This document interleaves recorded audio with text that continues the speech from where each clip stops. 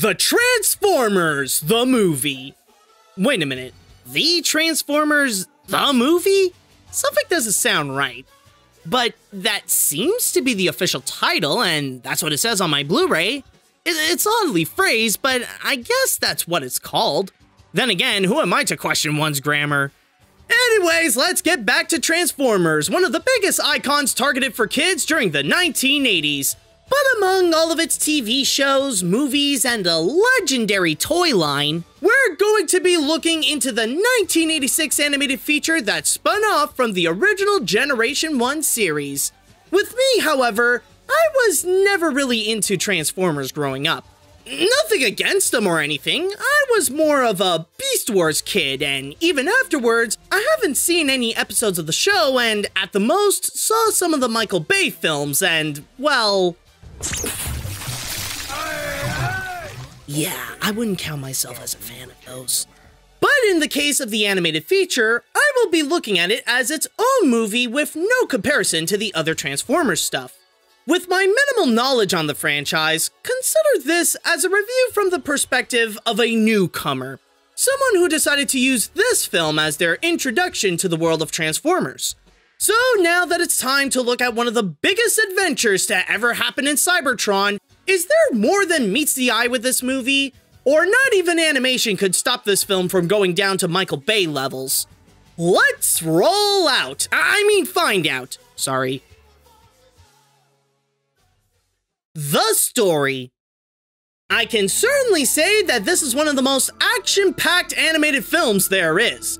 In fact, it's hard not to think of a scene where the Autobots are in a place where they have to fight off Decepticons or other bad robots, and for the sake of the movie, the intensity is raised much higher. One common note that is brought up regarding this feature is that the tone is a lot darker than the series, where even though almost everyone is a robot, the action can still get quite violent with plenty of characters that end up literally torn from limb to limb. That, and as an action film of the 1980s, it can have its moments where it doesn't care if kids are watching and it wants to act like an edgy adult. Hooray! We've done it! Way to go! Look! It isn't even dented! Oh, what are we gonna do now? But through these moments, they certainly catch the attention of its target audience. If you're watching something with Transformers, then there's a good chance it's because you want to see giant robots that turn into vehicles and vice versa fight against other giant robots. And with the way this movie delivers 80 minutes worth of that, it manages to grab its audience's attention from beginning to end. Plus, the extra brutality makes it feel more special that this is a Transformers movie and how you won't find this experience anywhere else.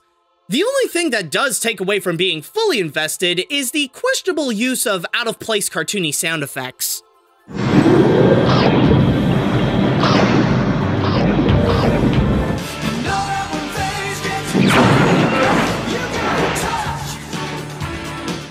However, while the abundance of action is the feature's main selling point, it is also its main drawback.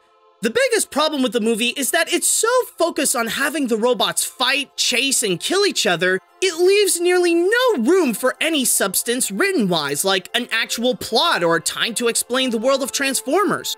The most story that it ever explained was that in the futuristic time of 2005, Cybertron was dominated by the Decepticons. But then there's an evil giant transformer called Unicron that eats planets, and it's up to the Autobots to stop him from destroying their home planet. Not to mention, with all the fight scenes featured, it's easy to forget what the narrative of all this is in the first place. And by the way, no, it doesn't do anything for newcomers to explain the core concept of Transformers. The point of the film is to be a bridge between Season 2 and Season 3 of the Gen 1 series, resulting in it to be something meant almost exclusively for the fans of the show to understand, as others who haven't seen it will be confused right off the bat with the robot civilization, the two random humans, Transformers that can also be dinosaurs and sharks, and more. While it is very action-packed so it can please the fans, as a movie by itself, it is packed with too much action and very little story. The animation.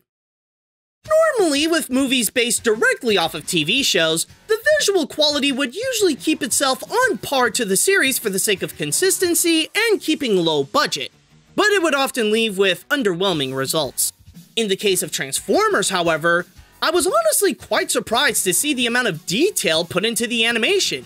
In fact, this would contain more detail than most of the big-name animated films of its time. As a more action-centric feature starring robots, it has to carefully craft the scenes to have the destruction and hits feel satisfying. While the battles are presented on a grand, even planet-sized scale, they also have to draw out the little pieces and aftermath to emphasize the impact of the blow that the target received.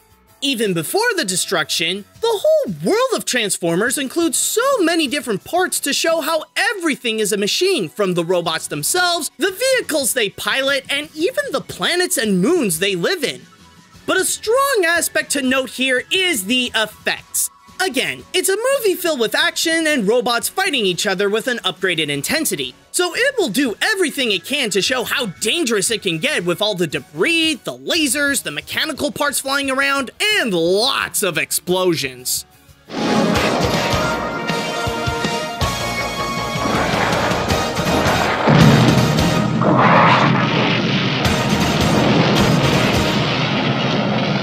As for the characters, the notion of detail can also be applied here as well. While it is true that the designs of Gen 1 Transformers is a lot simpler compared to later iterations, they still stay true to being robots that can transform into their respective vehicle or creature, with some of the latter's attribute featured while they're robots. As for the character animation, this is where its Japanese influence would appear. Like in the series, the animation would get a lending hand from Toei, and while it can have its moments where the movements are limited, there are times when it presents a lot of good point of views to see the battles unfurl in interesting angles, and to have the fights capture that anime feeling. Now, one very important thing to note that is a bit problematic with the visuals is that there are some moments when the scenes would have flashing lights, especially when Unicron would destroy something huge. So I'll say right now that this is not a movie for those who are light sensitive. I don't even have that problem, and even for me, the intensity of the strobes can be bothersome. For a movie that's more focused on having robots fight each other than to actually be a movie, at least it did a good job on the animation. The characters. Okay, I know that this is based on a popular toy line with a TV show that features many unique Transformers, and even the point of this movie is to go and sell more toys. But oh my god, there are too many characters here! I'll give the movie that, despite its thinly crafted story, it does try to give some development to its characters to give them purpose to the plot. But with the movie's focus on all the action that covers the grand majority of itself, they mostly serve as an excuse for more action scenes.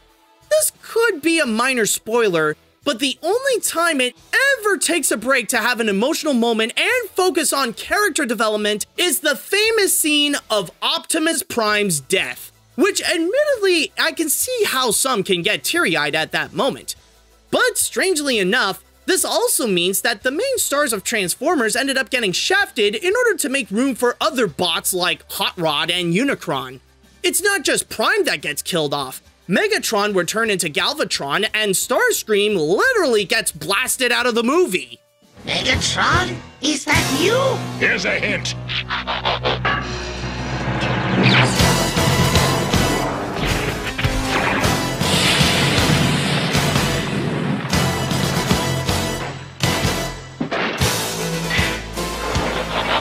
But with all these characters, they only have room to be one-note tropes, like Hot Rod is the good-hearted protagonist, Cup is the old man, RC is the girl, Daniel is the boy that young viewers would view themselves in there, Ultra Magnus is the new leader of the Autobots after Prime, the Dinobots are the dumb comic reliefs, Blur is the guy that talks fast, Unicron is the new evil threat, the list goes on. Maybe they are a lot more defined in the series, as the film is meant to be an extension of it, but without the context of the show, there's very little to connect itself. The only character that has some interesting development is Megatron, who would later be upgraded to become Galvatron. Throughout the film, he would be in a constant struggle to gain back control of himself so that he would be the bot in charge, and then be possessed to do Unicron's bidding. Also, another issue when it comes to the characters is that the voice acting can range from melodramatic to over the top. There are some actual good performances though, especially from the special guests like Eric Idle, Leonard Nimoy, and Mr. Kane himself, Orson Welles, who actually died just 5 days after recording his lines. Your bargaining posture is highly dubious, but very well. I will provide you with a new body, and new troops to command, and nothing. But as for everyone else, without the support of the signature leads like Optimus Prime and Megatron, everyone either sounds like they're turning this into a soap opera, or sound completely out of place by acting very cartoony in a movie that tries to take itself seriously. I get that it wants to have everyone involved for such a special occasion, but they put in so many characters that it leaves too little room to care for them.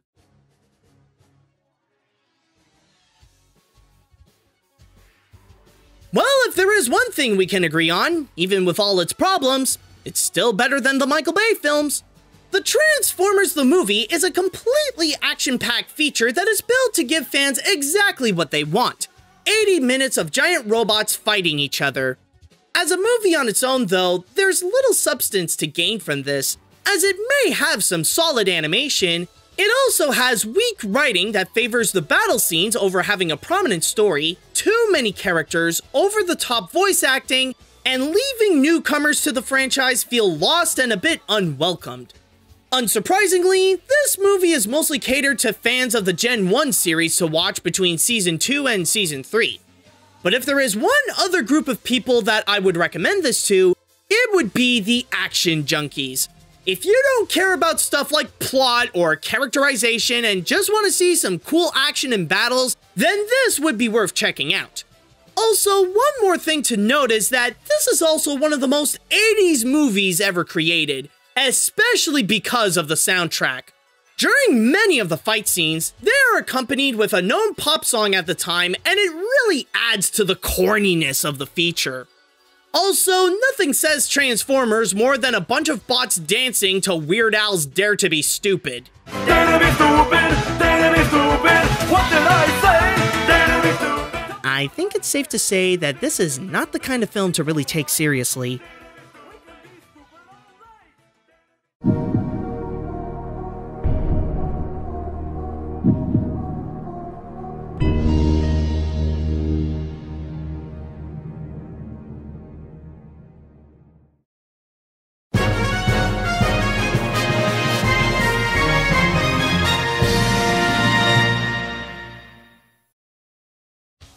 Hey guys, this is AniMat's, and I just want to start things off by giving out a huge thanks to Matt Shoughton, whose amazing support on Patreon allowed him to get a lot of great rewards, including this one, where he got to go and ask me to go and review the Transformers the movie.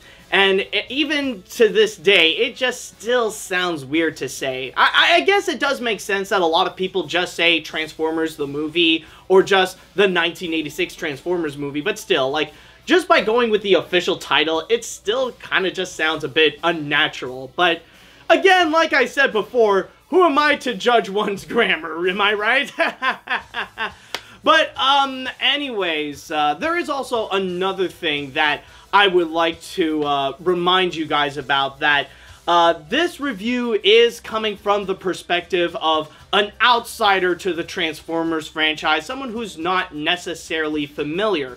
And I know that this is something that I have to repeat and to remind you about, mainly because I know that there are going to be some fans of the Transformers franchise who are probably going to look at this and might get a little bit upset that maybe they think that I was just a little too harsh on this review. So I definitely do understand that when it comes to this movie in particular, that it does have a massively huge cult following that many Transformers fans absolutely adore this movie. So, of course, it would make sense that for a Transformers fan, they would have a completely different perspective of this movie than someone like me who would. Someone who is definitely not familiar with the Transformers franchise. Someone who hasn't seen the Gen 1 series, which is probably the main priority that you should do before seeing this feature, considering that it doesn't necessarily explain to you what everything is about. They kind of just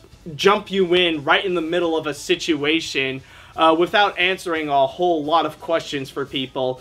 But overall, yeah, this is just mainly to say that, again, considering that I'm not all too familiar of the Transformers franchise, except maybe outside of what Michael Bay has produced. Admittedly, I have seen a few of those movies, so that's most of where my knowledge of where Transformers came from. So it just bears on repeating that, of course, we're going to have different point of views because, especially on this day and age on the internet, people would just normally react very quickly, and they would normally just jump to conclusions and immediately go and make a comment before even thinking about the situation. Like, a lot of people nowadays would act more before they think. So this is just to clear out the way that in case that there are some angry fanboys who are going to write angry comments that I would be too harsh on it. It's just keep in mind that this is a completely different perspective, and yeah, like,